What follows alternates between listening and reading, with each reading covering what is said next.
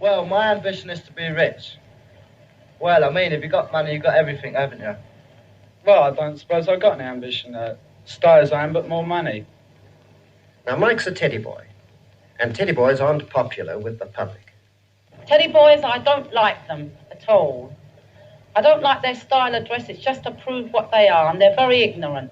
I think if their parents watched over them a bit better when they were smaller, they might grow up to be good citizens. I blame their parents. I'll give you an instance of teddy boys. I was going to the chemist the other day for medicine for my children. It was rather a deserted street, and there was about 6 of them coming along, and they thought they'd have a go at me. But I singled out the ringleader, and I give him a real good punching on the nose. And I don't think he'll ever attempt to interfere with anybody else in future.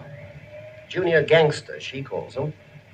But some surely just like to look tough, not act tough. Take Mike. He's 17. If you ask him why he wears Edwardian clothes, he says, Well, it's definitely smarter. It definitely attracts the birds. I mean, when you put it on, it kind of gives you a superior feeling, a confidence, like. And people look at you. About this acting tough. I mean, it's no good creeping down the road, door to door, all meek and humble, because the fellas are just going to say, well, look at that punk, let's have him. Every night after work, he's an improver welder. Mike waits for his friend Pat, sometimes under the walls of a bombed church. Waiting there, I said to him, I'd noticed he often talked about Africa. I said, had he always wanted to be a welder? No, see, when I was a nipper, I went to some grammar school. And I used to read these travel books, and I was reading one.